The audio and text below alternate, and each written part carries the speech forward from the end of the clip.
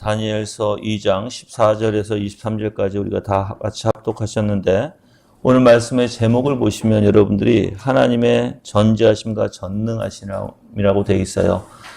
근데 사실 여기다 한 가지 더할 것은 기도예요, 기도. 그래서 하나님의 전지하심, 전능하심, 기도라는 사실 내용을 가지고 여러분들에게 말씀을 좀 드릴 텐데 이제 우리가 에스겔서 다 이제 묵상이 끝나고 이제 다니엘서로 들어와서 벌써 이제 2장 14절에서 23절까지 우리가 오늘 묵상할 그 구절이죠. 뭐 읽으신 대로 여러분들이 사실 이 내용에 대해서는 다 아실 거예요. 그런데 이 앞에 있는 부분을 제가 잠깐 여러분들이 이해를 돕기 위해서 말씀드리면 이 바벨론 왕 느부갓네살에게 꿈이 주어지죠. 그 이상한 꿈이에요. 그러다 보니까 이 느부갓네살이 이 꿈을 알기를 원해서 그 바벨론에 있는 지금 마술사, 뭐 주술가, 점술가, 뭐 사람들 다 지혜자들이라고 표현하는데 이들을 다 모읍니다. 그래서 누가 이 꿈을 해석하겠느냐 하는데 그 꿈이 무엇입니까? 얘기해도 가르쳐주지 않아요. 아주 지혜로운 것 같아요. 네, 느부갓네살도. 그러다 보니까 이거를 누가 풀겠느냐 하는 거예요. 억지다라고 이제 생각하는 것이죠. 지혜자들은. 그러다 보니까 이제 왕이 화가 나서 그러면 다 죽여라. 이제 그 가운데 이제 다니엘이 사실 이 처형을 어떻게 보면은 막는 역할과 그걸 통해서 하나님의 영광을 드러내는 귀한 내용입니다. 그 꿈의 문제로 진노한 이제 우리가 이제 이거를 한번 제가 14절과 16절 이렇게 좀 구분해서 제가 말씀드려 볼게요. 먼저 이제 14절에서 16절은 꿈의 문제로 진노한 느부갓네살의 명령에 의해서 처형 대상이 된 사람 중에 바로 이 다니엘이 속해 있었고 친구들도 속해 있었어요. 그래서 그 왕의 근위대장이죠.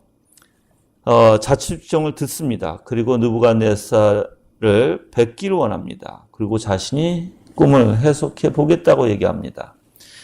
17절과 18절에서는 왕을 이제 만나서 꿈을 해석에 대한 약속을 다니엘이 합니다. 그리고 집으로 돌아옵니다. 그 세 친구에게 이제 같이 기도하자라고 얘기하죠. 모든 일을 이제 얘기하고 그리고 이제 19절에서 23절까지는 다니엘이 기도하는 중에 하나님께서 보여주신 환상을 통해서 바로 느부갓네살 왕의 꿈이 무엇인지를 알게 돼요. 하나님 계시해 주신 것이죠. 그래서 그 놀라운 하나님의 비밀을 깨닫게 된 데 대한 감사와 찬양이 있는 부분이 19절에서 23절이에요. 자, 이제 그럼 여러분들이 하나님을 경외하고 하나님을 의지하는 성도, 당연히 지금 사실 여러분들 불가능한 것이에요. 이거는 그렇죠? 있을 수가 없는 것이에요. 근데 저는 이걸 묵상하면서 좀 알고 싶었던 게 있어요. 뭘 알고 싶었냐면 도대체 다니엘이 어떤 신앙을 가졌기에, 제가 얘기하는 것은 다니엘이 도대체 하나님을 어떻게 알았기에요? 어떻게 알았기에 이런 신앙이 나올 수 있었을까? 그 다니엘을 가만히 보면 다니엘의 핵심은 이거였어요. 하나님이 그 꿈도 주시는 이가 하나님이시라는 거예요. 그렇죠? 그럼 꿈을 하나님이 주셨는데 그 꿈을 누가 알 수 있겠어요? 하나님이 아시겠죠. 그래서 그 비밀을 하나님이 가지고 계시다는 거예요. 그러면 내가 여러분들 생각해 보세요. 우리가 참된 하나님을 정말 안다면 우리의 생각이 정말 저는 이게 믿음의 원리인 것 같아요. 그 배후에서 역사하시는 그 하나님을 정말 안다면 그 문제를 누구에게 가서 물어보겠어요? 하나님에게 물어볼 것이고, 또한 다니엘이 또 확신했던 게 있는 것 같아요. 뭐냐면 바로 하나님께서 이걸 왜 주셨을까 해요. 이런 일을 왜 만드셨을까? 그래서 여러분이 똑같아요. 우리의 삶 속에서 적용하는 원리가 똑같습니다. 여러분이 성경을 통해서 보면서 자꾸만 이런 걸 이야기의 원리로 보고 또한 제3자의 원리로 보고 그냥 하나님의 성경적 어떠한 그냥 종교적 원리로 본다면 하나님을 절대 깨달을 수 없어요. 근데 이 다니엘이 가지고 있던 신앙이 뭐고 다니엘이 봤던 또 다니엘이 가지고 있던 생각과 마음이 어떤 원리에서 하나님과 어떤 관계가 있었는가? 나는 어떤가? 다니엘에 비하면. 내가 어떤 하나님을 알고 있는가? 내 반응은 어떤가? 다니엘같이 이렇게 담대하게 반응을 할 수 있을까? 여러분이 그걸 생각하지 않으면 여러분의 신앙은 항상 제자리 걸음일 거예요. 그래서 제가 생각하는 이 다니엘은 그 비밀을 하나님이 꿈도 주시는 하나님이시고 그 비밀을 가지고 계시는 하나님이시고 항상 문제 해결이 누가 풀 수 있어요? 누구만이? 하나님이 풀 수 있어요. 그러면 그런 하나님에게 실질적으로 그 하나님이 살아계신 하나님이시고 그 하나님이 이렇게 꿈을 준 이유가 있다라면 다니엘이 바로 그 이유를 안 것이죠. 다른 게 아니라 그 꿈을 통해서 하나님의 영광을 드러내시기를 원하시고 하나님은 우주 만물을 창조하시고 전지와 전능하신 하나님이시고 하나님께서는 모를 것이 없다 그러시는 거예요. 그래서 하나님께서는 전지와 전능의 원리로서 한 나라의 왕을 세우시기도 하고 한 나라의 왕을 부수시기도 하고 그 역사는 누가 주장하고 계시다? 바로 하나님이 주장하고 계시다. 다니엘이 이것을 어느 정도 확신했을까? 다니엘은 정말 그 확신이 굉장히 컸을 거로 봅니다, 저는. 안 그랬으면 이렇게 담대하게 다 죽어가는 그 꿈이 무슨 내용인지도 모르고 말도 안 하는데 가가지고 담대하게 느부갓네살 앞에서 자기가 꿈을 해석하겠나이다라고 얘기할 수가 없었을 것 같아요.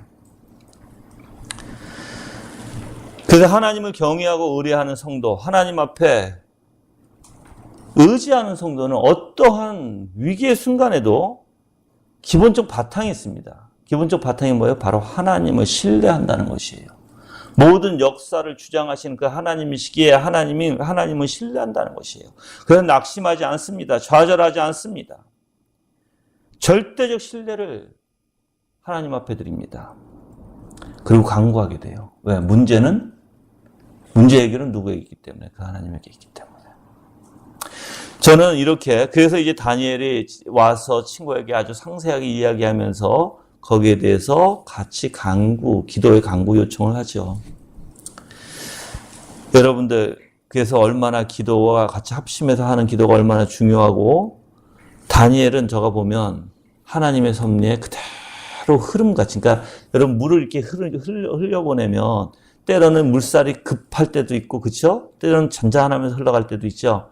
다니엘은 그걸 알았던 것 같아요. 그래서 제가 볼 때는 다니엘이 대단한 신앙에 있는 자다. 하나님을 정말 잘 알고 있는 자다.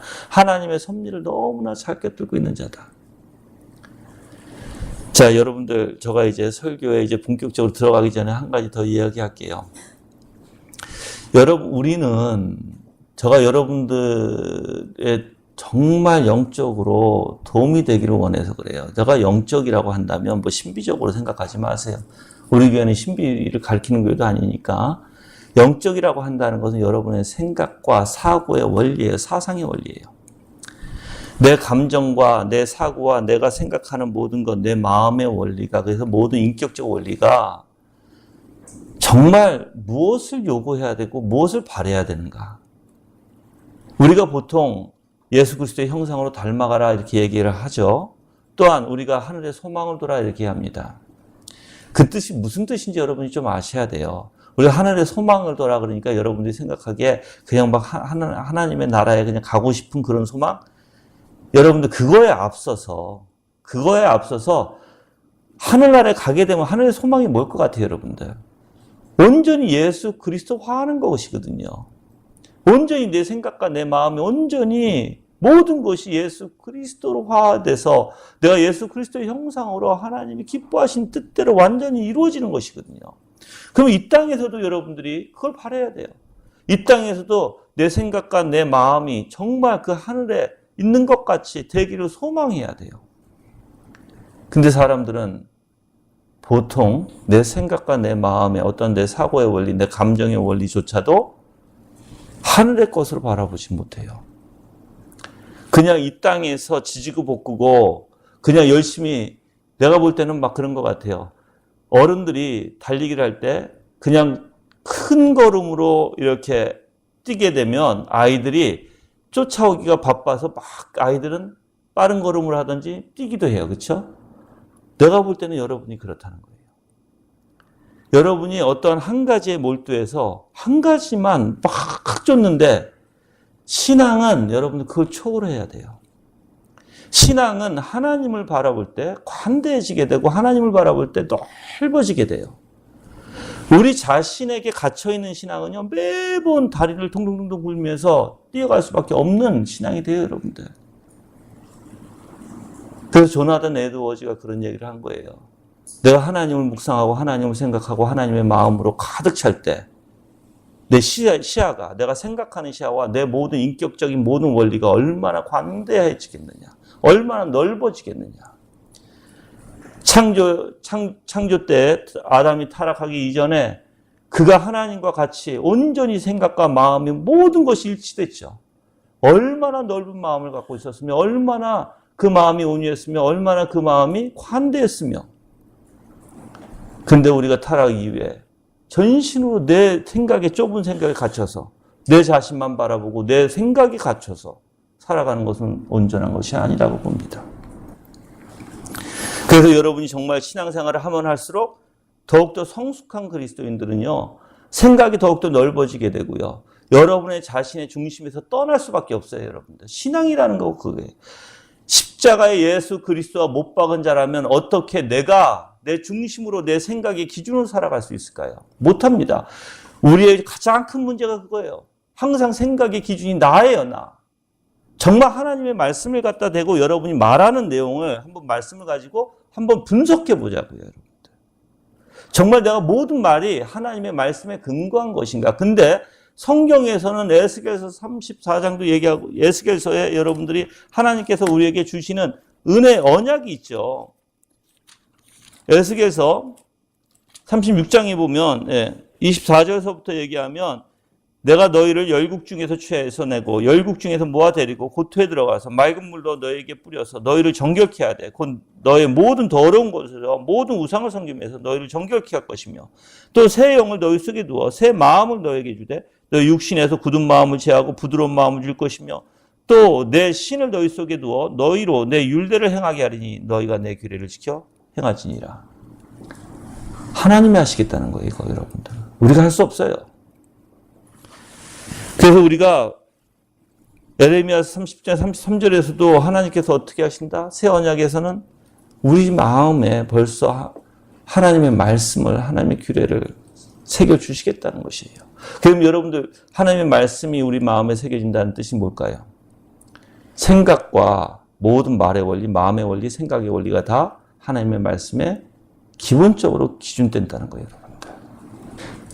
그래서 그리스도인들이 잡아요, 여러분들. 하나님의 말씀에 기준된 모든 생각과 말이라면, 그리고 마음이라면, 그 내 모든 정서가 여기에 기준된다면, 이제 여러분이 한 가지 생각해 보셔야 될 게 있어요.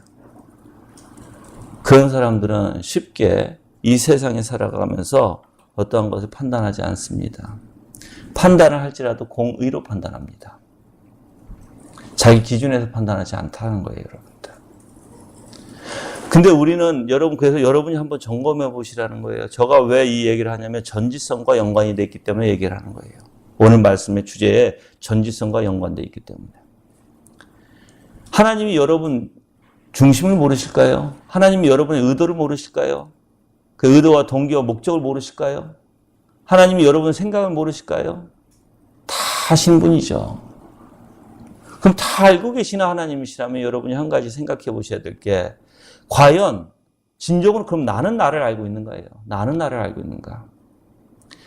여러분들, 인간의 마음은 부패돼서, 심히 부패돼서 어떻게 합니까? 우리 자신도 속이는 게 우리의 마음이에요, 여러분들. 그 믿지 못할 게 인간의 마음이라는 거예요, 여러분들. 그럼 여러분이, 그러면 내가 왜 내 자신을 내가 너무 믿고 있는가? 내 생각하고 내 마음에 결정하고 내가 느끼고 내가 알고 있는 것들을 나는 왜 확신하고 있는가? 확신하니까 말하게 되고요. 그래서 여러분들이 하나님의 말씀에 근거한 원리에서 우리가 말하고 있는지를 봐야 돼요. 잘못하면 거기에 떠나서 나는 내 중심에서 내 기준점에서 말하고 있으면서도 근데 저가 죄에 빠져 있는 사람들을 가만히 보면 그들도 말씀으로 한다고 해요. 근데 앞뒤가 안 맞아요. 그들이 응용하는 말씀을 가만히 보면 앞뒤가 안 맞아요. 왜 그러냐면, 이제 한 가지. 여러분이 항상 생각하세요. 나는 하나님을 사랑하죠. 내가 하나님을 사랑하면 어떤 반응이 나와야 돼요? 성경적 반응이 나와야 돼요, 이제. 성경에서는 분명히 하나님을 사랑하면 내 계명을 지키라고 얘기했어요. 하나님을 사랑하는 사람은 그 계명이 무거운 것이 아니라고 얘기했어요. 그쵸? 그게 하나님 말씀이죠? 그쵸? 근데 희한하게 나는 계명을 지키지도 못하고 반응이 하나님의 말씀이 무거워지기 시작해요. 하나님의 말씀으로 우리가 꽉 조이기 시작하면 이상하게 나는 자유함을 얻는 것이 아니라 이상하게 무거움을 느껴서 우리는 거기서 도망가려 한다는 것이에요. 앞뒤가 안 맞아요. 그래서 모든 근거가 하나님의 말씀의 근거가 돼야 참된 신앙이 될 것이고 우리는 그것을 추구해야 되고 그게 뭔지 알아야 돼요. 근데 우리의 반응과 말은 완전 다르게 나오죠. 여러분들이 제가 요즘에 계속 얘기하는 거예요. 여러분 세상의 모든 것을 배설물로 여기려면 무엇이 필요할까요? 무엇이 필요해야 여러분이 무엇이 있어야 세상의 모든 것을 배설물로 여겨요? 혹시 이러지는 마세요. 그래, 세상 것은 다 잘못됐어. 그래, 세상 것은 다 악해. 세상 것은 그래, 다 내가 갖지 못할 것이야. 그렇게 여러분이 자기 스스로 세뇌교육시키고 자기 스스로 내가 내 생각을 그쪽으로 만약에 히프타이스라고 얘기하거든요. 셀프 히프타이스면 그게 뭐냐면 체면을 거는 거예요. 우리가 보통 이렇게 얘기해요. 여러분들 셀프 히프타이스면이 아주 유명해요. 여러분들 그 이야기는. 사람이 보통 물론 정신심리학의 원리에서 보통 우리가 이렇게 얘기하잖아요. 그래, 안 그럴 거야. 잘 될 거야. 하나님 날 사랑하셔. 그래서 나 자꾸만 인지하는 거예요. 하나님 날 사랑하시고 잘 될 거고 괜찮을 거야. 이게 바로 셀프 히프타이스면의 원리예요. 거짓이에요, 여러분들. 물론 하나님 우리를 사랑하시죠. 근데 그런 식으로 하는 게 아니라 하나님을 올바로 알을 때죠. 근데 자 보세요. 우리가 이 세상의 배설물로 여겨야 되는 원리가 그냥 내가 셀프 히프타이즈맨으로 아니면 내가 그냥 그렇게 내 자아의식에서 계속해서 반복적으로 얘기한다고 되어지는 게 아니에요. 정말 하늘의 영광이 얼마나 귀한지를 알아야 돼요. 그래서 하늘의 소망이 나한테 커질 때 커지면 커진 만큼 어떻게 될까요? 이 세상의 것을 배설물로 여길 수밖에 없게 돼요, 여러분들. 예수 그리스도가 내 마음에 커지면 커질수록 내가 하나님 앞에 죄인이고 내가 하나님 앞에 더욱더 부끄러운 존재고. 근데 희한하게 우리는 말로는 그렇지만 반응이 그렇지 못하면 문제라는 거예요, 여러분들. 이유가 있어요. 그래서 오늘 오후에서 바로 공부할 게 그런 내용이에요. 인간의 의지가, 사중적 의지가, 즉 타락 이전의 의지, 타락 후의 의지, 그리고 나서 중생의 의지, 그 다음에 영화의 의지를 여러분이 올바로 깨달으면 이 의지가 도대체 무엇인지 알게 되고 이 의지를 통해서 왜 이렇게 제가 이런 얘기를 하는지 분명히 하나님이 증거해 주시는 이가 믿음 있는 자고 하나님이 증거해 주신 이가 그 사람이 영화 가운데 갈 수 있는 자예요. 그럼 하나님이 증거해 주시는 이가 뭐예요? 내 안에서 성령께서 하나님의 말씀 그대로 역사해 주시고 나타내 주시고 참된 반응으로 인도해 주시는 게 그게 증거의 원리거든요. 그래서 경건의 모양은 있지만 경건의 능력이 없는 사람들이 교회에 너무나 많이 있죠. 그래서 여러분이 하나씩 여러분 스스로 한번 따져보시라고요. 여러분이 속지 마시고 여러분의 자신의 부패되고 썩어 있는 자신의 생각과 마음의 기준에서 떠나서 정말 하나님의 말씀의 중심으로 여러분 자신을 한번 정말 점검해보지 않으면 올바로 점검하는 거예요. 막 여러분 스스로 거기에 자아자책하는 게 아니라 올바로 점검하는 거예요. 하나님의 말씀을 두고.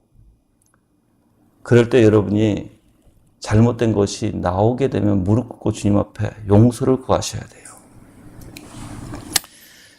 자, 오늘도 이제 내용을 여러분이 다 아셔서 제가 요 내용들을 조금 빨리 제가 좀 말씀을 드리고 구절마다 그래서 하나님의 전지하심과 아까도 얘기했지만 전능하심과 또한 기도에 대한 내용을 제가 여러분들에게 핵심적으로 두고 말씀을 드리겠습니다. 지금 여러분들이 우리가 지금 14절서부터 쭉 이제 읽어보면 16절까지 제가 먼저 읽어볼게요. 또 다시. 그때 왕의 경호대장 아리옥이 바벨로니아의 지혜자들을 죽이려고 나오므로 다니엘이 지혜롭고 신중하게 대답하여 왕께서 공포하신 법이 어찌 그리 급합니까? 하고 아리옥에게 물으니 아리옥이 그 일을 다니엘에게 알려주었다. 다니엘이 들어가서 왕에게 구하기를 왕이 자기에게 시간을 주시면 자기가 왕에게 그 해석을 보여드리겠다고 하였다. 근데 지금 상황이 어떻게 돼요, 여러분들? 지금 굉장히 급하게 돌아가죠. 지금 명령은 떨어졌어요. 지금 12절에 보면 이 일로 왕이 진노해서 매우 분하여 바벨로니아의 지혜자들을 모두 처형하라고 명령 끝났습니다, 여러분들. 그것이 법이 공포되자 지혜자들 죽게 되었고 사람들이 다니엘과 그 친구들도 죽이려고 찾았다고 얘기해요. 지금 상황이 굉장히 급박하게 돌아가는 상황이에요. 그렇죠? 자, 이 상황도 누가 주장하고 있어요? 하나님이 주장하고 계세요. 근데 이제 다니엘의 모습을 보세요. 아무리 상황이 급박하게 돌아갈지라도, 그런데 제가 다니엘을 보면, 물론 다니엘도 그 섭리 가운데 같이 움직여요, 같이. 급박하게 돌아가면 급박하게 돌아가는 대로 같이 움직여요. 그렇죠? 그런데 다니엘은 확신 속에서 움직여요. 그게 달라요. 확신이라는 건 담대하게 돼 있어요, 여러분. 여러분이 무엇인가 확신하게 되면 거기에 대한 담대함이 있다는 거예요. 그럼 다니엘이 뭘 확신했을까 도대체?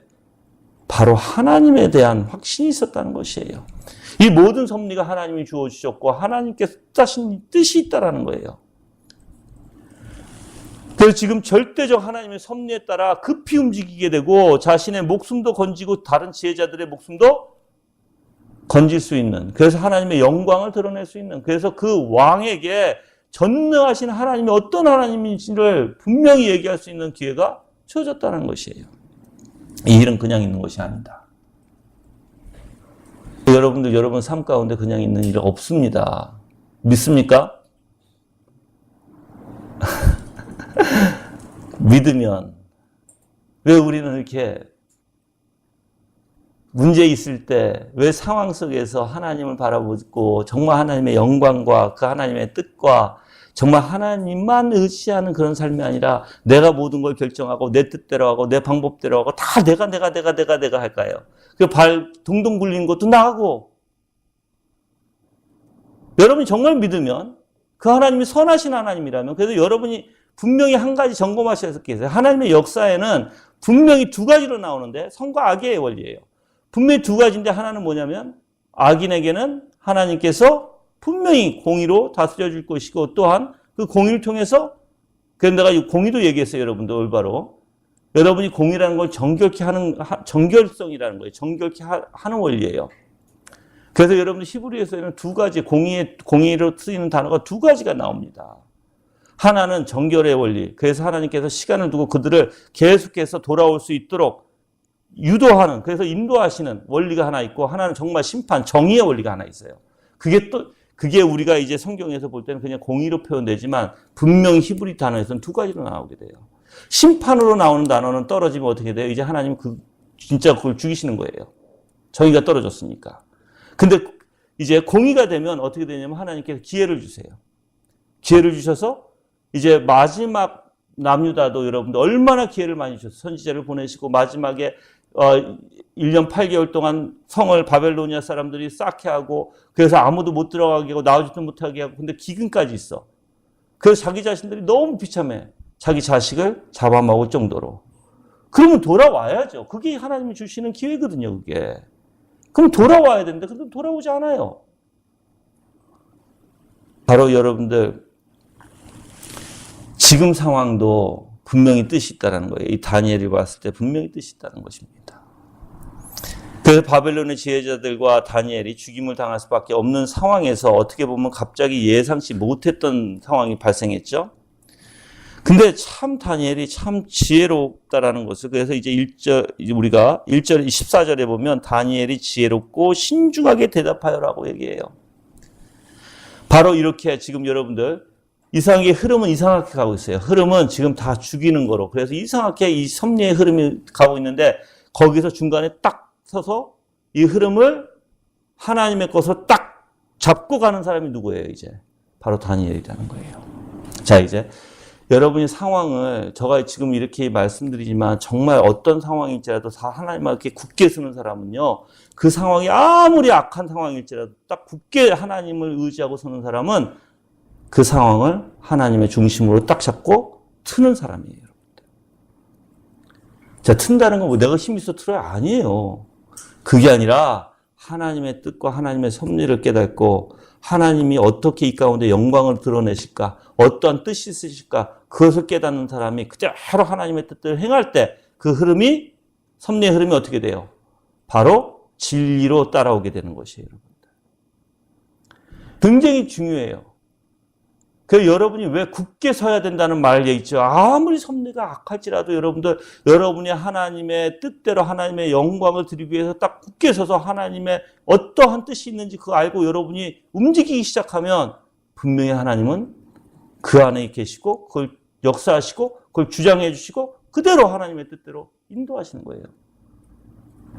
그래서 저는 우리 성도들이 그거를 이제 그런 신앙을 이렇게 보면서 이 다니엘이 정말 섭리가 이상하게 흘러가지만 그 악인들 가운데서도 이 다니엘이 하나님의 뜻을 깨닫고 하나님의 말씀을 굳게 서고 하나님의 영광을 드러내기 위해서 모든 섭리를 딱 붙들고 그것을 주도하는 자가 바로 이 다니엘이라는 걸 보게 되면 이 신앙이 어마어마하다는 것을 알게 돼요. 그리고 여러분들, 저 같은 경우에는 이런 신앙을 봤을 때 다니엘의 신앙을 담기를 원하게 돼요. 근데 여러분들, 예수님도 똑같으셨어요. 여러분들 생각해 보세요. 바리새인들이요, 자기 교회에 자기가 예수님을 죽이고자 아무리 노력하잖아요. 그렇죠? 예수님은 흔들림 없이 딱 하나님의 뜻대로 서서 그냥 밀고 가세요. 그럴 때 모든 것이 따라오게 되는 거예요, 여러분들. 그 세상 사람들은 어떻게 보면 우리를 가지고 어떻게 해요? 미련하다라는 표현을 쓰고 너무 고집스럽다라고 표현을 쓰지만 그게 아니에요. 그게 합당한 것이고 그게 하나님의 영광을 드러내는 일이고 그게 하나님의 뜻을 아는 자들의 모습이에요, 여러분들. 그래서 하나님을 아는 사람들은 좌우로나 우로나 치우치지 않고, 또 하나님을 아는 사람들은 정말 흔들리는 갈대와 같이, 아니면 정말 마음을 정하지 못해서 이랬다 저랬다 하는 사람들이 아니라 굳게 하나님의 뜻인 것인지 서서 하나님의 뜻을, 때로는 모를 때는 굳게 가만히 기다리면서 하나님이 어떻게 역사하시는지 바라보기도 하고, 때로는 진리다라고 하면 그거 진리를 붙들고 이제 하나님의 뜻하는 바대로 움직이기 시작하고, 바로 그게 그리스도인이라는 것입니다. 그래서 하나님께서는 여러분들 이렇게 즉 하나님의 어떻게 보면 놀라운 뜻을 다니엘을 통해서 지금 역사하고 계시고, 또한 다니엘을 통해서 그 위대하신 하나님을 이제 그 영광 가운데 이제 드러내시기 위해서 모든 것을 섭리하고 계신다는 것을 우리가 좀 볼 수가 있겠죠. 그래서 느부갓네살의 왕의 이러한 학살 다 죽이라는 명령이 이제 반포됐고, 이제 아리옥이라는 여기서 이제 경호 대장이 그 징령을 이제 수행하려고 이제 급히 황실 바깥으로 이제 나가는 그 과정이었죠. 이렇게 나가는 원리 안에서 이제 다니엘이 그 사람을 붙잡고 접근해서 신중하고 지혜로운 질문을 이제 했다는 것이에요. 그때 당시 여러분들 나이가, 다니엘 나이가 17, 18밖에 안 됐다고 얘기해요. 어린 나이죠. 근데도 대담한 거 보면 참 저가 많이 닮고 싶은, 우리 청년들도 어린 나이에 이렇게 하나님 앞에 신앙이 온전히 있으면 정말 이렇게 아름다운 모습을 볼 수 있을 거예요, 여러분들. 진짜 이 다니엘이가 그러면 이제 한번 이 다니엘이 하나님을 딱 의지해서 하는 행동들을 보면 너무나 침착하고 신중한 태도를 가졌어요. 그렇죠? 그리고 슬기로운 말을 통해서 왕의 계획을 알아냅니다. 그래서 왕에게로 들어가서 의견을 낼 수 있도록 또한 허락까지 받습니다. 15절, 16절에서 나오는 내용이죠. 그 하나님의 지혜, 즉 하나님의 지혜가 임하는 사람에게 그 사람들이 얼마나 담대하고 얼마나 신중하고 얼마나 슬기롭고 그래서 하나님의 딱 뜻에 굳게 서서 행동하고 있는지. 그래서 저는 물론 여러분들 이러한 것을 경험하신 분들도 있을 거예요. 여러분들 한번 다니엘서 1장 한번 가볼게요. 1장 17절 한번 가볼까요? 다니엘에게 어떠한 하나님의 은혜를 주셨는지. 자, 하나님께서 이 네 소년들에게 지식을 주시고 모든 학문과 지혜에 능숙하게 하셨으며 또 다니엘은 모든 환상과 꿈들을 깨달아 알았다라고 얘기해요. 그 20절에 보면 왕이 그들에게 지혜와 명철에 관하여 모든 일을 물어보니 그들이 전국의 어떤 마술사들이나 주술가들보다 10배나 더 낫다는 것을 알게 되었다라고 얘기해요. 이게 그때 당시에 다니엘의 모습이었어요, 여러분들. 그래서 이렇게 여러분들 하나님의 지혜로 채워지는 자, 여러분이 이제 올바로 아셔야 돼. 하나님의 지혜로 채워졌다는 것은 하나님을 알았다는 뜻이에요. 여러분이 그러니까 오해하지 마세요. 모든 지혜의 근원이 누구로부터 나와요? 하나님으로부터 나오는 것이거든요. 그런데 특히 이러한 우리가 어떻게 보면은 초자연적인 지금 우리가 이 하나님에 대해서 하나님께서 역사하심에 대해서 하나님의 섭리에 대해서 구속사에 대해서 알 수 있는 사람들이 과연 누굴까요? 하나님이 깨닫게 해주시지 않으면 절대 몰라요, 여러분들 이거는. 그런데 하나님께서 그렇게 지식과 지혜를 주신다면 그 사람은 이상한 일이 벌어져요. 그 사람에게. 어떤 일이 벌어질까요? 하나님에 대해서 알게 되고 하나님의 뜻이 무엇인지 알게 되고 하나님에 대한 확고함이 세워지게 되죠. 그래서 저는 여러분들이 좀 하나님에 대해서 확실히 더 알아가시길 바라요. 그러니까 우리가 나는 여러분들이 자신을 한번 점검해 봤으면 좋겠다라는 거예요. 한번 여러분들이 소요리 문답을 한번 해보세요. 내가 얘기하는 소요리 문답이라는 것은 물론 우리가 기본 땐 웨스트민스터 신앙고백 소요리 문답이 있죠. 그런데 보통 이제 존 오웬의 소요리 문답이 있고 대요리 문답이 있어요. 루터의 소요리 문답이 있고 대요리 문답이 있어요. 그래서 옛날에 보통 목사들이나 신학자들이나 또는 가정의 아버지들은 성경을 통해서 소요리 문답을 만들어서 자식들에게 예배 가운데 그것을 묻고 대답하는 걸 올렸어요. 여러분도 한번 그렇게 해보세요. 저는 그렇게 공부했거든요. 자, 그럼 한번 이렇게 해볼게요. 여러분이 얼마나 무엇인가 아는가. 섭리란 무엇인가 할 때 여러분들이 섭리에 대해서 쫙 얘기를 해야 돼요. 신학적으로. 섭리는 하나님의 기쁘신 뜻대로 모든 것을 작정하시고 작정을 이루시고 그래서 하나님의 주권적 뜻에 모든 것이 통치하시고 보존하시고 다스리시는 원리다. 이게 신학적 용어예요. 자, 그러면 이제 그 두 번째, 그럼 하나님께서 그 섭리에 대해서 우리의 삶 가운데 어떻게 보존하시고 어떻게 다스리시고 어떻게 통치하시는가? 그럼 여러분이 또 물어보면 또 대답이 쭉 나와야 돼요. 뿐만 아니에요. 그럼 통치의 원리가 무엇인가? 그것도 여러분 답을 쭉 해야 돼요.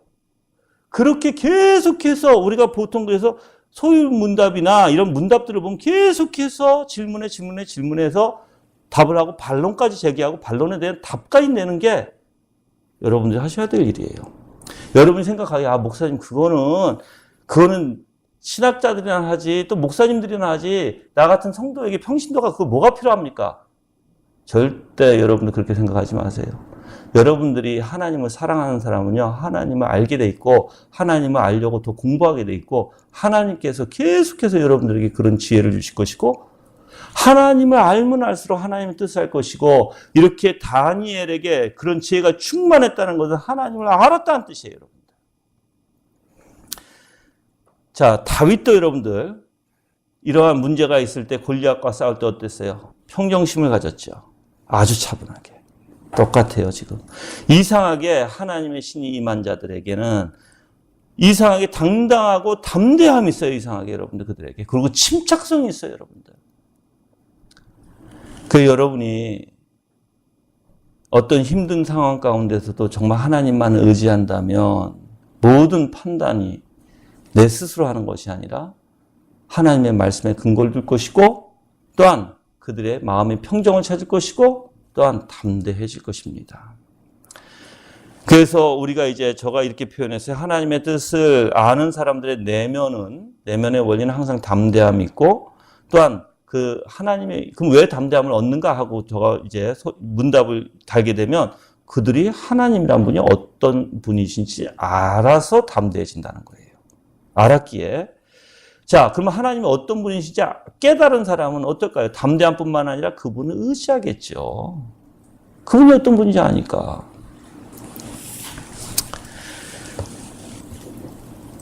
그래서 지금 다니엘은 어떻게 보면 이 아리옥에게 이미 물어보기 전에도 왜 아리옥에 갔을까요, 여러분? 이미 물어보기 전에 다니엘이 이런 소문을 통해서 대강 알고 있었다라고 보통 얘기를 합니다. 주석가들이. 그래서 다니엘이, 그런데 희한하게 다니엘이 자기의 목숨만 생각하지 않았다는 것을 우리가 볼 수 있어요.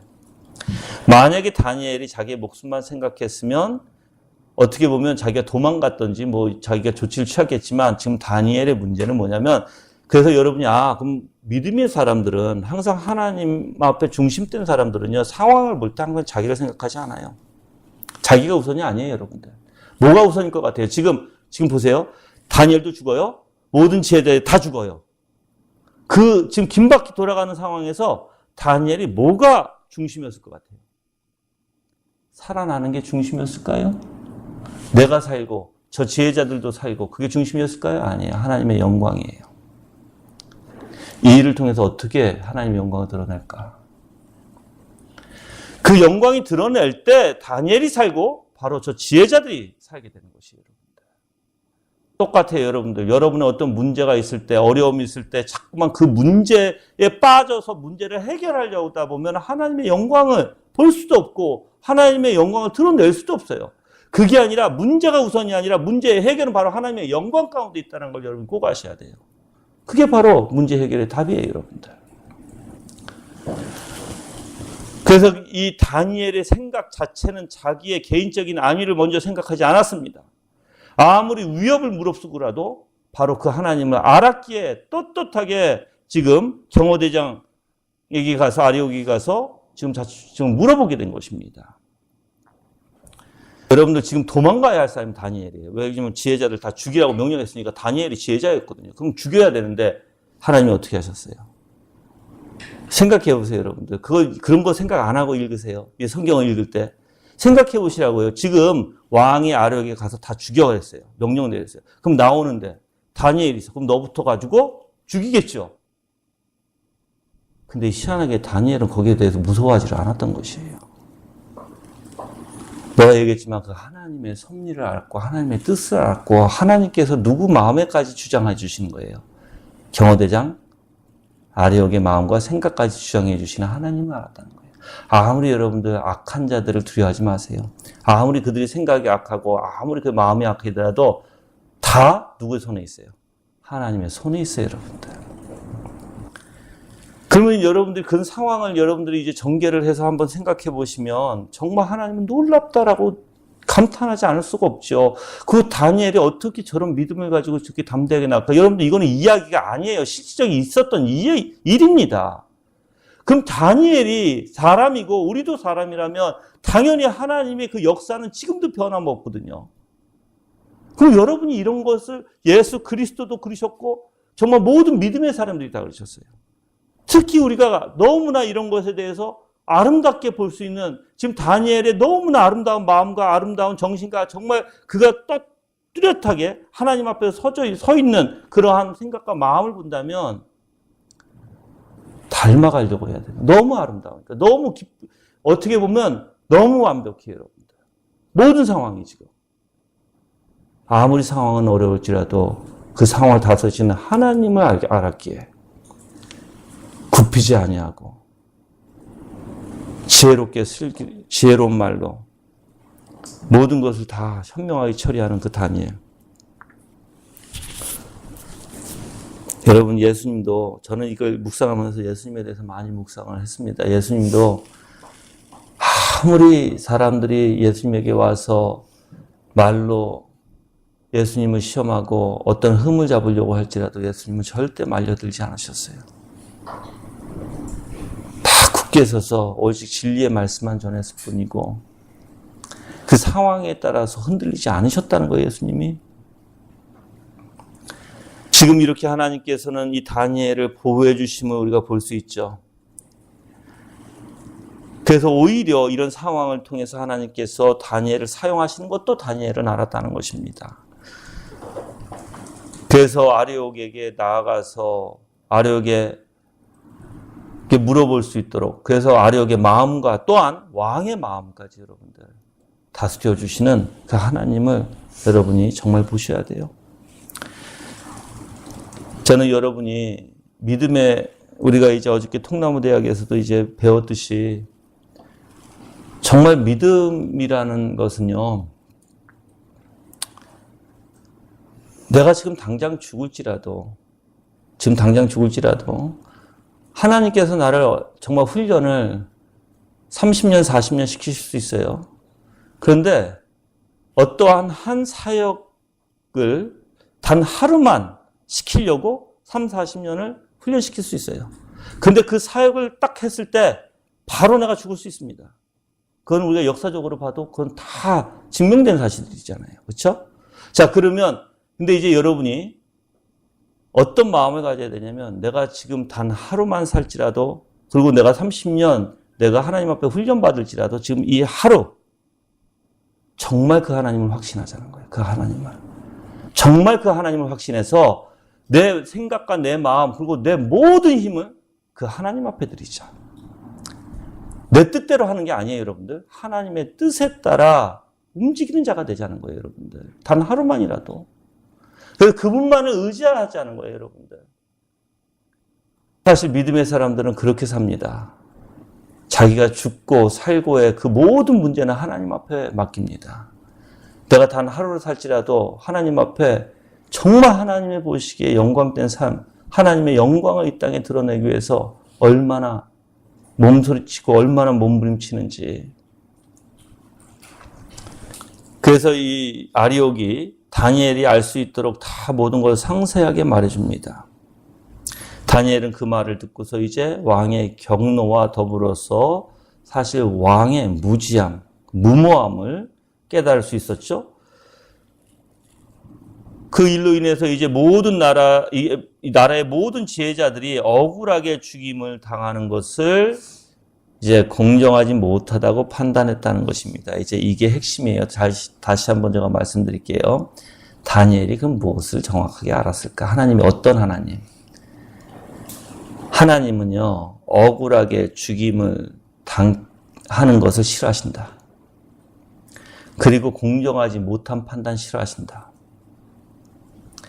그 다니엘이 사실 왕의 격분하는 것을 보고 들었죠. 무자비함, 그리고 무모함. 정말 저 왕은 정말 어떤 공평성도 없구나. 그리고 정말 저렇게 되면 억울하게 죽음당하는 사람들이 많겠구나. 그 절대적으로 저것은 공정하지 못하다고 다니엘이 생각한 거예요. 자, 그러면 다니엘이 이렇게 공정하지 못하다고 생각했던 것은 하나님이 어떻게 하시겠다라는 거예요. 하나님은 공평한 하나님이시고, 하나님은 정의로운 하나님이시고, 하나님은 공의로운 하나님이시고, 의로운 하나님이시고, 거룩한 하나님이시죠. 절대 이 일을 그냥 보고만 있지 않을 것이라는 거예요, 여러분들. 하나님은. 그래서 다니엘의 담대함이 즉 어디에서부터 일어나게 되냐면 그 하나님을 알므로써 하나님은 저렇게 억울한 죽임을 그냥 두시지 않겠다는, 그냥 보시고만 있는 하나님이 아니라 분명히 하나님의 뜻이 있을 텐데, 그래서 정말 이 다니엘이 그 자신의 그 기준 자체가, 생각 자체가 바로 하나님의 거룩함과 의로우신 하나님에 있었다는 것입니다. 그래서 우리가 좀 중요하게 생각해야 할 부분들이 뭐냐면, 이 다니엘이 왕에게 자신의 뜻을 전달하죠. 그리고 이제 그런 급하게 진행되어 가는 가운데 지금 대량 학살, 즉 모든 지혜자들을 다 죽을 수 있는, 어떻게 보면 너무나 무모한 짓이죠. 그걸 중단시킬 수 있었던 사건이라는 것입니다. 자, 그러면 이렇게 모든 주권, 즉 아까도 얘기했지만 모든 전적인 역사의 주권은 누가 가지고 계세요? 하나님이 가세요. 하나님이 주관하시는 모든 하나님이세요. 그래서 하나님은 신실하신 종들을 어떻게 하십니까? 보호하신 하나님이시죠. 하나님께 언약이 있어요, 여러분들. 자, 하나님의 종을 보호하시고 또한 그 보호하심으로써 하나님의 영광을 드러내시고 또한 하나님 그 영광을 드러내시는데 하나님은 은혜로우시고 자비로우시고 긍휼이 많으신 그 하나님이심을 드러내시게 돼요, 이제. 그럼 여러분이 한번 지금 다니엘이 생각했던 그 하나님, 알았던 그 하나님, 그래서 신실한 종을 보살피시는 하나님, 인도해 주시고 그 종들을 붙들어 주시는 하나님. 자, 그러면 지금 억울한 일이 있어요, 그렇죠? 그러면 지금 자기의 사역이 지금 일이 있고 또한 하나님의 뜻이 있고 그것을 하나님이 그냥 내버려 두셔서 그것을 그냥 무마시키고 느부갓네살이 모든 지혜자를 다 죽여서 다니엘도 죽이고 친구들도 다 죽게끔 하나님이 두실까? 근데 이 사람이 바벨론으로 잡혀오게 한 이유가 있을 것이고 그 왕궁에 들어오게 하신 이유가 있을 것이고 그래서 근접하게 왕이 자꾸만 자기에게 어떤 지혜를 물어보게끔 하시는 그 하나님의 이유도 있을 것이고 다니엘은 여러 가지를 생각했을 것 같아요. 그 가운데 이제 하나님은 점점 알아갔을 것 같아요. 자, 그럼 여러분들 한 가지 제가 여러분들에게 다니엘의 믿음과 같이 그 하나님이 여러분들을 보호하실 수 있다고 믿으십니까? 이제 여러분들 생각에는 하나님이 우리를 보호하신 하나님이세요? 보호하신 하나님이세요? 자, 왜 보호하세요? 하나님의 영광을 위해서요, 여러분들. 하나님은 하나님의 뜻을 드러내시기 위해서 하나님께서는 여러분을 부르셨고 여러분을 부르시면서 하나님의 영광을 드러내시기 위함이에요. 제가 왜 이 이야기를 하냐면요. 많은 사람들이요. 자기 중심에 빠져 있기 때문에 제가 얘기하는 거예요.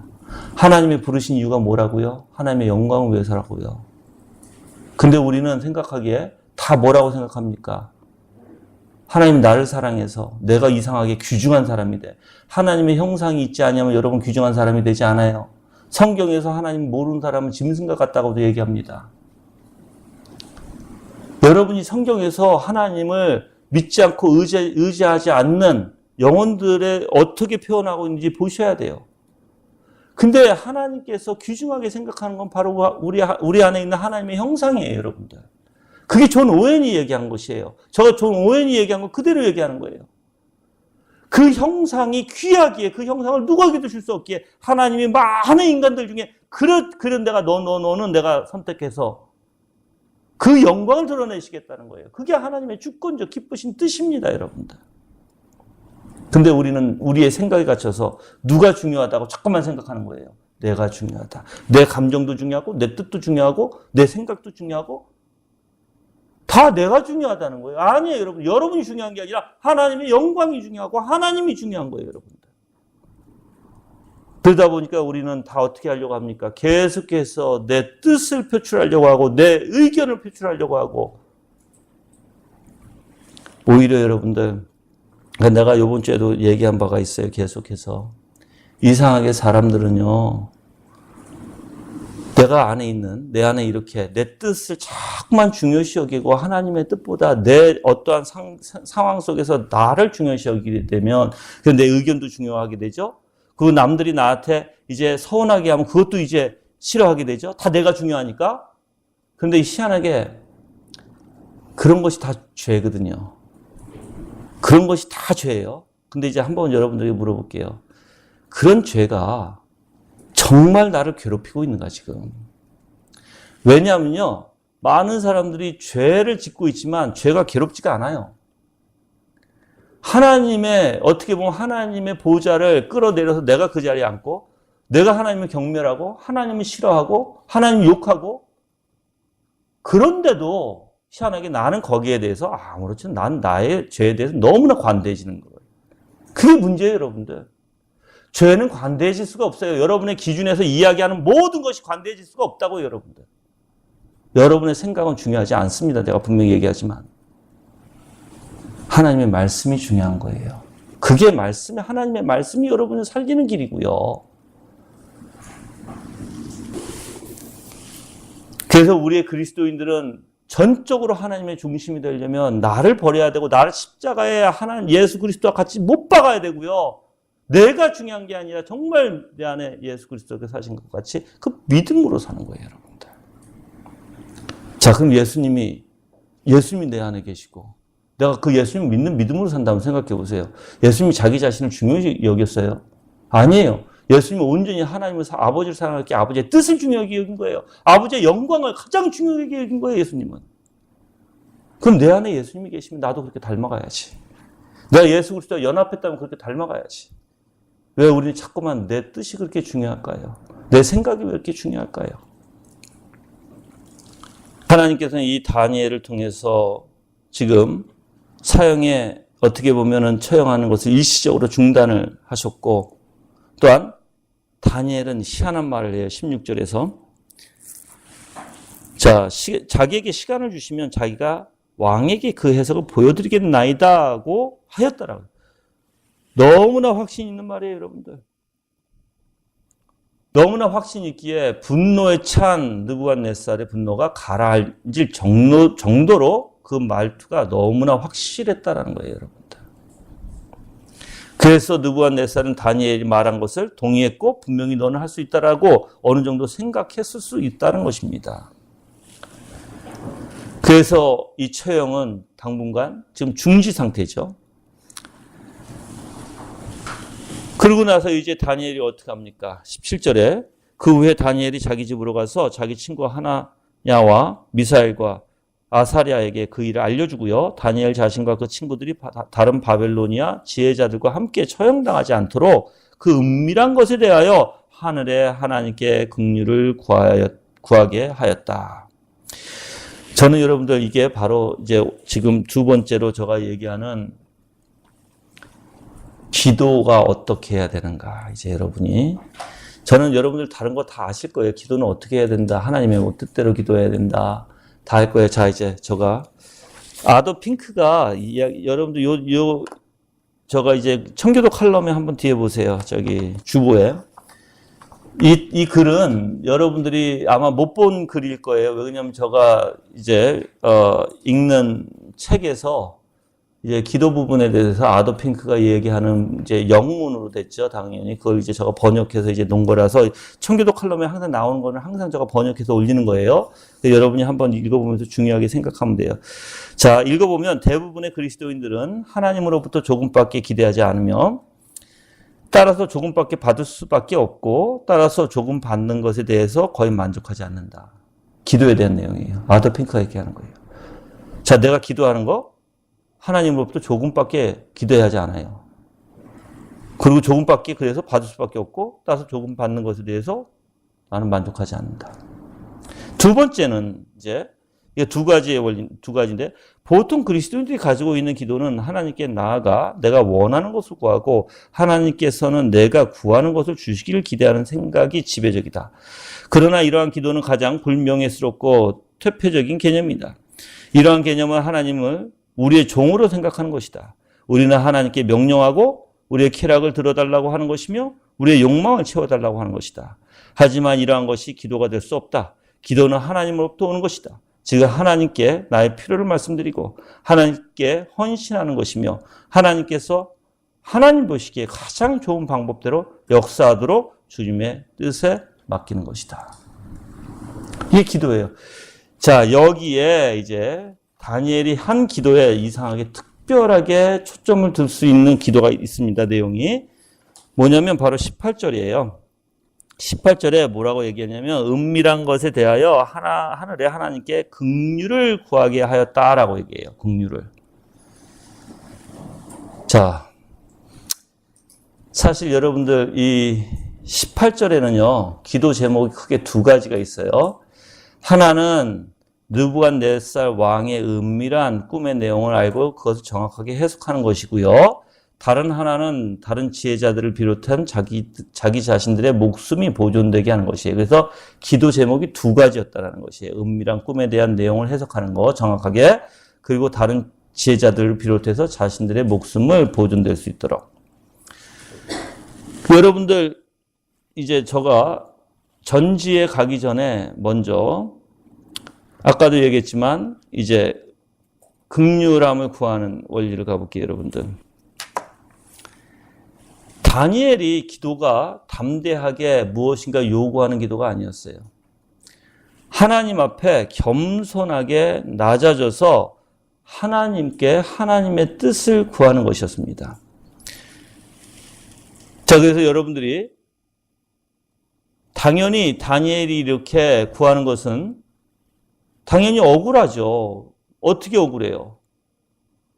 당연히 지금 자기가 죽게 생겼고 모든 지혜자들이 다 죽게 생겼어요. 근데 백성을 향하신 하나님의 무한하신 긍휼함이 무엇인지 다니엘은 알았다는 것이에요. 자, 여러분들 이 긍휼을 보면, 이 긍휼이라는 단어를 보면 정말 하나님 앞에 불쌍히 여겨달라는 것이거든요. 그러면 이 기도하는 자신의 태도를 보세요. 한번 다니엘의 태도를 보면 정말 자기 자신이 불쌍히 여김을 받아야 할 존재, 엄청난 겸손의 상태에서 기도했다는 것이에요, 여러분들. 여러분들, 자, 근데 한번 우리가 볼게요. 우리가 기도가 어떤가 한번 볼게요. 우리의 기도는 여러분들 겸손한 상태가 아니에요. 교만한 상태, 아주 기고만장한 상태에서 기도하고 하나님 앞에 아까 그래서 내가 이거 아더핑크가 얘기한 거를 번역해서 저 올린 거예요. 우리는 하나님 앞에 요구해요. 달라고. 그리고 안 들어주면 기분 나빠하고. 그리고 내가 정말 하나님이 이거 들어주실지? 여러분들 하나님이 우리가 복음주에서 하는 게 뭘까요? 기도가 보통 하나님이 기도하고 나서 하나님이 들어주실 거야. 막연하게 자기 어떤 신념 속에서 또는 종교심 속에서 그 막연하게 그것을 어떻게 해요? 믿어버리죠. 들어주실 거야. 그렇죠? 정말 그거는 거짓이고요. 그거는 하나님 모르는 거죠. 왜 그러냐면 여러분들 그래서 여러분이 기도할 때 한번 이렇게 기도해 보세요. 다른 거 다 없이 내가 하나님이 어떤 분이냐고 알고 한번 기도해 보세요. 여러분들, 자, 내가 필요한 게 있어요. 하나님은 우주 만물의 주권자시고 모든 것 섭리하시지만 하나님은 공평하시고 하나님께서는 말씀에 분명히 하나님이 모든 필요를 채워주신 하나님이시고 이 필요를 채워주신다는 것은 우주 만물의 모든 것을 하나님의 섭리 가운데 또는 작전 가운데 하나님이 이루어주신 하나의 계획하심이시고 그래서 그 하나님은 그 백성들을 그냥 버려두시는 일이 아니라 항상 그 하나님은 그 사람에게 온전히 맡게끔 모든 것을 주신다는 거예요. 자, 이제 만약 필요를 기도할 때도 이게 중요해요. 여러분 생각에 이게 필요해요. 여러분 생각에. 하나님의 생각에는 아닐 수 있어요. 그렇죠?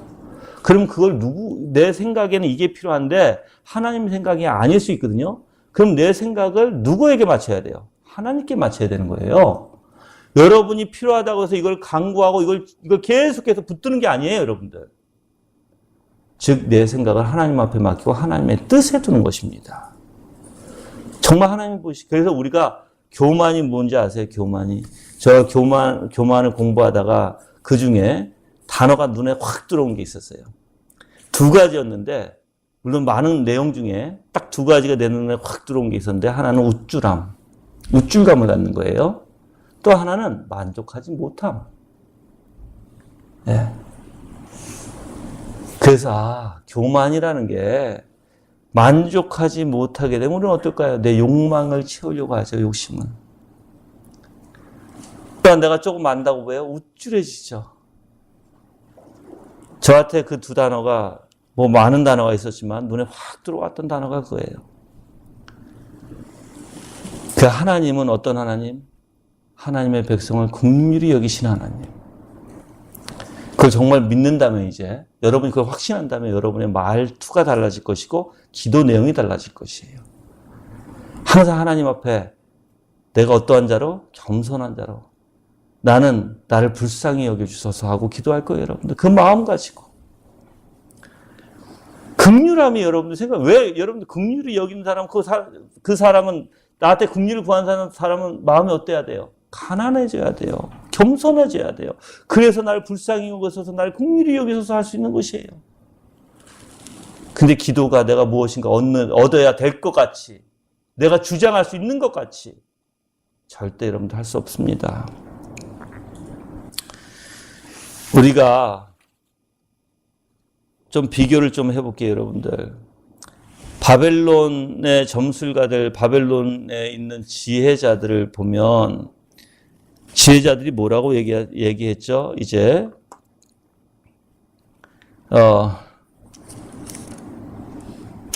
우리가 한번 볼게요. 2장에 보시면 7절에 볼게요. 꿈을 해석해 보아라 라고 이제 얘기했을 때 7절에 그들이 다시 대답하여 말하기를 왕께서 그 꿈을 종들에게 말씀해 주십시오. 그리 하시면 우리가 해석을 보여드리겠습니다 라고 얘기했어요. 그렇죠? 자, 그러면 이러한 바벨론의 지혜자들과 다니엘의 말을 비교해서 볼 때, 자, 그들은 어떤 사고를 가지고 이런 말을 했을까요? 자기네들이 자신들의 신과 교통하고, 그리고 그래서 정말 이 느부갓네살의 꿈을 자기네가 무엇인가 풀어줄 수 있도록, 있을 수 있는, 그런데 그 꿈을 얘기를 하지 않으니까 그걸 못 풀죠. 그렇죠? 꿈을 풀 수가 없는 거예요.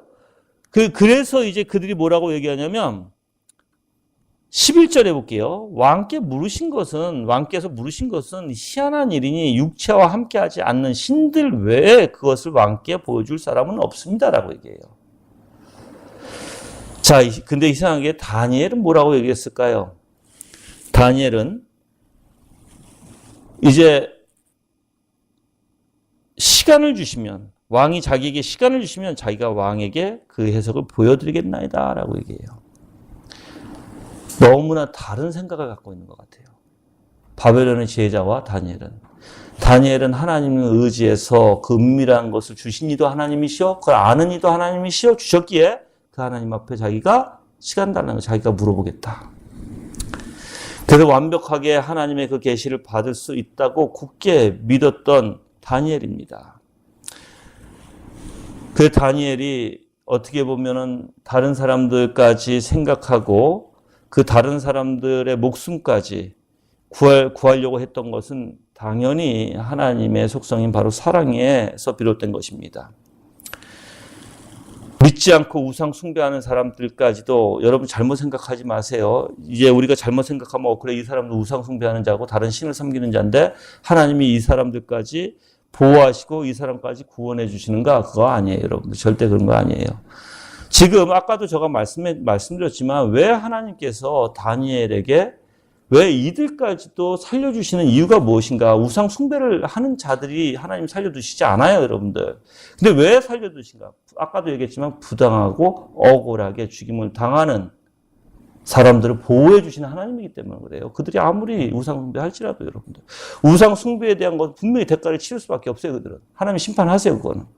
그런데 부당하게, 억울하게 죽임당하는 것도 하나님 기뻐하시지는 않습니다, 여러분들. 그래서 여러분이 하나님의 속성을 알고 하나님을 올바로 알면 모든 섭리의 원리도 깨닫게 될 거고요. 그래서 하나님께서는 어떻게 하세요? 지금 그 은밀한 것에 대해서 이제 하나님 앞에 강구하죠. 은밀한 것은 누가 할 수 있다고 했죠? 아까 전지성이죠, 이거는 이제. 그래서 지금 아까는 기도였고 지금 전지성으로 갈게요. 여러분들 저가 전능과 전지를 가만히 묵상하다가 당연히 신학자들이 많이 얘기하는 부분이에요. 의인과 악인을 볼게요. 악인은 전지와 전능에 대해서 무지하든지 그래서 아무런 느낌이 없어요. 또는 악인이 그걸 안다면 이제 나타나는 반응이 굉장히 두려움으로 나타나요. 악인들은. 여러분들 생각해 보세요. 전지는 은밀한 것까지 다 여러분의 마음에 다 깨닫게 해주시는 하나님이에요. 그렇죠? 그럼 여러분이 마음속에 생각 속에 뭐가 있는지 다 아시는 하나님을 여러분이 정말 안다면 그 하나님 정말 인정한다면 확신한다면 내 생각이 조금이라도 잘못되고 조금이라도 문제 있고 조금이라도 삐뚤어지고 조금이라도 하나님께서 기뻐하시지 않는 생각이 있으면 가만히 있을 수 있을까요? 그게 이제 문제예요. 제가 여러분들에게 한번 물어볼게요. 뭘 물어보냐면 진짜 여러분들은 내 생각이 잘못됐는데 그거를 이건 빨리 잘못됐구나. 내 생각이 잘못됐구나. 내 마음이 잘못됐구나. 입을 닫든지 그래서 주님 앞에 가만히 잠잠히 구하든지 용서를 아니면 하나님의 뜻이 어딘지 구하든지 그래서 여러분의 반응이 정말 생각도 마음도 삐뚤어지고 잘못됐기 때문에 여러분들이 어떤 반응이 나오는지 한번 보세요. 근데 대부분의 사람들이 삐뚤어진 생각을 이건 뭐가 성경적으로 맞지 않고 하나님의 말씀의 기준에서 이건 뭐가 이상합니다라고 얘기하면 바로 뭐가 나오는지 아세요? 방어가 나와요. 방어 기제가. 방어하면서 뭐라고 할까요? 여러 가지 말이 나와요. 그 상황마다 다 다르겠지만 뭐 내가 이거 하고 싶어서 한 줄 알아? 라든지 아니면 내가 이걸 왜 해? 누구 때문에 해? 라고 하든지 등등 다 그 자기의 의를 세우는 것이 기본이에요, 여러분들. 근데 그거 무너져야 돼요. 그거 무너지지 않으면 여러분들은 절대적으로 하나님 앞에 가까이 갈 수도 없어요, 여러분들. 삐뚤어진 생각, 다 내 생각이 옳다라고 주장하고 있는 사람이 어떻게 말씀이 내 안에서 중심이 될 수 있어요? 없어요, 여러분들. 그래서 제가 이번 주에도 어떤 목사님하고 제가 대화를 하다가 그런 부분에 대해서, 즉, 그러니까는 우리의 본성이 중생 가운데 우리의 칭의만 있는 게 아니라 우리의 본성이 변화된다는 원리 안에서 얘기할 때 이랬어요. 이 본성이 변화되는 원리를 정말 이거 올바로 알려면 칭의만 가지고 얘기할 수 없고 중생만 가지고 얘기할 수 없습니다라고 얘기했어요. 이것은 전체 어디서부터 시작하냐면 율법적 기능에서부터 시작해서 우리가 얘기하는 준비론이죠. 율법적 기능의 역사서부터 시작해서 우리를 어떻게 만들어 가시는지 거기서부터 시작해야 합니다. 그러면 분명히 일반적 부르심이 있을 것이고 또 일반적 부르심 안에서 뭐가 있을 것 같아요? 율법적 기능이 이제 있겠죠. 율법적 기능이 있고 이제 유효적 역사가 있을 거예요. 유효적 역사 안에서 이제 중생으로 가는. 그래서 요즘 신학은 유효적 역사와 중생을 같이 본다고 얘기했어요. 근데 청교도는 아니에요. 자, 그러면 중생에서 어떻게 될까요? 이제 우리의 생각과 의지가 한 선으로 변화가 되는데 그러면 의지의 선하게 변화되면 어떻게 될까요? 바로 믿음의 원리에서 일어나는 역사거든요, 하나님이. 그러면 그 믿음에서 뭐가 될까요? 바로 나의 존재의 비참함을 알게 되죠. 이미 앞에서 전제가 깔려 있어요. 가난한 심령으로 가는 율법적 기능이 있다고, 여러분들. 그래서 하나님 앞에 무릎 꿇고 정말 그 하나님 예수 그리스도에 대해서 은혜를 알게 되고 예수님이 어떤 분이신지 알게 되고 정말 내가 죄인이라는 걸 알게 돼서 무릎을 꿇는 역사가 중생으로 일어나는 거거든요. 그래서 우리가 그걸 회심이라고 얘기해요. 믿음과 회개를. 자, 그 가운데 이제 우리가 뭐가 일어날까요? 칭의가 일어나요. 그럼 칭의는 하나님의 법정적 선언뿐만 아니에요. 성령께서 이제 그 의롭다 하심을 우리 안에서 이제 역사시켜 주시는 부분까지 있는 거예요. 그래서 우리가 양자의 정체성을 갖게 되죠. 양자의 정체성에서 어떻게 돼요? 성화 안에 들어가죠. 그리고 견인에 들어가죠. 그리고 영화에 들어가게 돼요. 이 모든 것을 이야기해야 바로 우리의 본성이 무엇이 변화가 됐고 어떻게 변화가 됐고 무슨 일이 어떻게 반응하는 것까지 올바로야 돼야 본성이 변화된다는 뜻이 무엇인지 알 수 있습니다라고 얘기했어요. 오늘날에는 희한하게 본성의 변화에 대해서 무시합니다, 여러분들. 하이델베르크에서도 얘기하는 부분이고 기독교 강요에 대해서도 얘기하는 부분이고 존 오웬이 얘기하는 부분이고 다 얘기하는 부분이에요. 근데 오늘날에는 교회는 다니는데 이상하게 본성이 변화가 안 돼요. 선으로 변화되지 않아요. 예수 그리스도의 중심이 아니라는 거예요. 내 마음과 생각이 예수 그리스도의 중심이 돼서 거짓이 있고 잘못이 있고 문제가 있으면 고집 부리는 게 아니라 주님 앞에 용서받으러 나오는 원리가 바로 그 본성의 선을 쫓는 원리예요, 여러분들.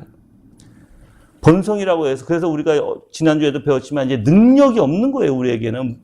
우리에게는 무너지는 이유가 연약함 때문에 무너지는 것이에요. 그래서 바울도 얘기했죠. 내 안에 뭐가 있어요? 사망의 법과 생명의 법이 같이 존재한다고 얘기해요. 그래서 내 안에 사망의 법이 나를 사로잡아오는데 나는 공고한 자로다 얘기해요. 내 안에 뭐가 있다고요? 두 가지 법이 있어요. 근데 여러분들 죄를 짓는 것이 바울이 내가 하는 것이 아니다 그래요. 연약성을 얘기하는 것이거든요. 그래서 여러분이 정말 그리스도인들의 생각은요. 하나님의 전지하심과 전능하심을 알게 되면 두려움이 아니라 오히려 감사가 돼요. 위로가 돼요. 왜요? 나를 아신 하나님. 나를 지켜주신 하나님. 나를 보호해 주시고 나의 연약함을 알고 이미 채울하신 나의 모든 걸 채울하신 바로 예수 그리스도. 예수님이 십자가에 달려 죽으실 때 그리고 내 모든 죄를 감당하실 때 이미 나라는 존재를 모르고 계셨을까예요. 다 알고 계세요, 여러분들. 다 알고서 십자가에 기꺼이 그 길을 가신 분이신데 희한하게 우리는 그 예수님을 믿는다 하지만 정말 그분이 어떤 분이신지 그분이 어떤 마음과 어떤 생각과 정말 그분이 어떤 의도로 십자가에서 죽으셨는지. 그래서 저는 여러분들이 아는 대로 올바른 반응이 있는지 한번 보시길 바라요. 우리가 잘못하면은, 그래서 제가 이런 말까지 했어요. 그 목사님에게, 목사님, 오늘날에는 너무나 사람들이 개혁주의에서 교리 중요하죠. 교리가 굉장히 중요한 것인데, 근데 내가 아무리 우리가 과거에 있는 선진들의 책을 읽어보고, 지금 내가 신학책을 읽어보면 내가 이해 못하는 게 하나 있습니다. 그랬어요. 여러분들도 아마 그거 느끼실 거예요. 느끼는 분은 느끼실 거예요. 우리가 청교도 책들을 읽어보면 청교도는 교리를 이야기하면서 그 교리가 내면적으로 어떻게 그 교리가 역사되어지는지를 얘기를 해요. 오늘날의 책은요, 교리만 얘기해요. 이론만 얘기한다는 거예요, 여러분들. 그 교리가 어떻게 역사되어지는지를 얘기를 하지 않아요.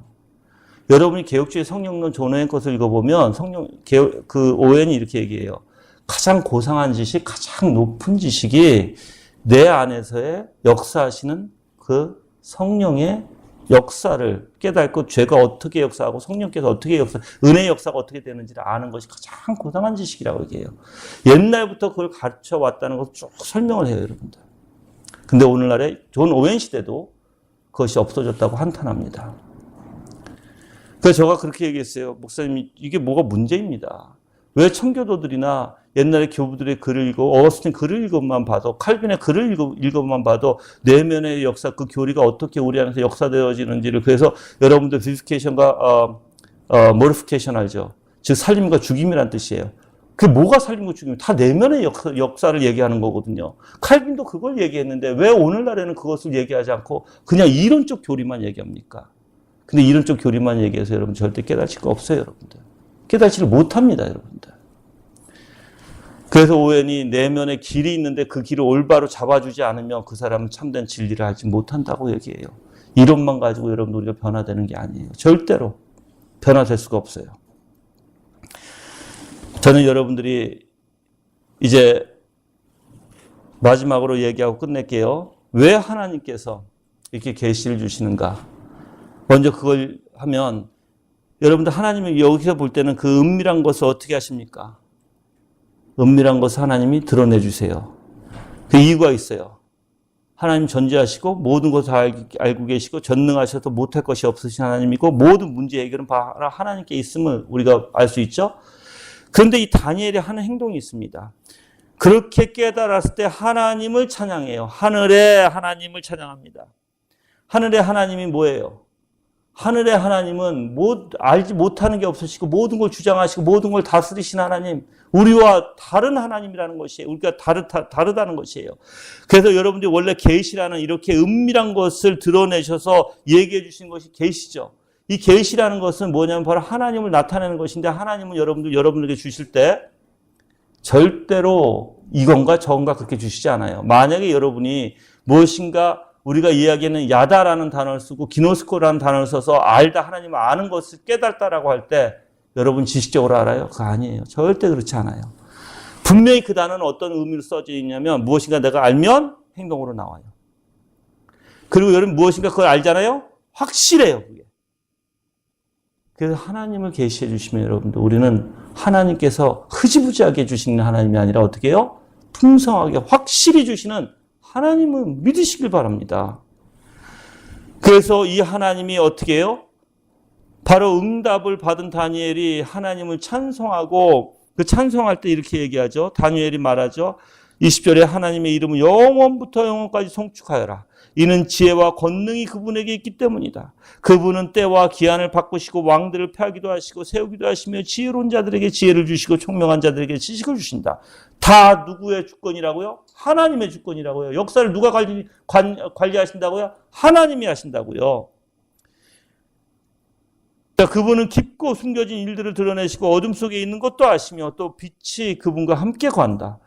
내 조상의 하나님이시여, 내가 주께 감사하고 주님을 찬양합니다. 마땅히 인간들이 해야 되는 거예요, 여러분들. 근데 희한하게 우리가 기도의 응답을 받으면 이런 찬양이 나와야 되거든요. 왜 이 찬양이 나와야 돼요? 하나님의 놀라운 영광을 하나님이 드러내셨기 때문에 그래요. 여러분들, 저는 하나님의 말씀을 통해서 하나님을 깨닫게 될 때마다 두 가지가 확실한 것 같아요. 이상하게 내 안에서 하나님 앞에 겸손해지기 시작하면서 하나님을 확신하는데, 근데 거기서 그치는 것이 아니라 정말 하나님 앞에 감사가 되어져요. 근데 감사가 되어지면 또 이상한 반응이 하나 일어나요. 더 헌신적이 돼요. 감사가 되어지면. 죄로 인해서 여러분들, 내가 하나님이 나를 용서해 주신 하나님을 깨달을 때는 감사도 일어나지만 무한한 하나님의 사랑도 느끼거든요. 근데 분명히 그래서 회개의 원리는 더욱더 하나님을 사랑하게 되고 더 헌신하게 되고 더욱더 하나님 앞에 가까이 가려고 하는 거예요. 그게 회개의 모습이에요, 여러분들. 여러분이 참된 회개를 하면 할수록 이상하게 우리의 마음에는 놀라운 사랑의 역사가 돼요, 여러분들. 근데 희한하게 응답을 받아도 하나님 앞에 찬양을 드리지 못하고, 하나님의 역사가 무엇인지도 내가 듣고 분명히 일어난 건 확신한데, 근데 내 마음에 어떤 것도 일어나지가 않아. 그 뭐가 문제죠, 여러분들? 반응을 보세요, 반응. 은밀한 것을 드러내시고 깨닫게 하셨을 때 지금 다니엘이 어떤 반응이 있었는가? 여러분들, 다니엘뿐만 아니에요. 모든 선지자들이나 다윗의 시편을 읽어봐도 여러분들 하나님으로부터 응답받은 그들은 어떻게 다 하나님을 찬양했어요, 여러분들. 그게 올바른 방법이죠, 올바른 방법. 문제는 내 안에서 그러한 역사가 이루어지는가예요. 그래서 제가 이걸 묵상하면서 생각했던 게 이거예요. 왜 하나님은 우리를 보지 못하게 하시고 믿음을 통해서만 하나님을 알게 하셨을까? 그 두 가지가 나오더라고요. 두 가지가.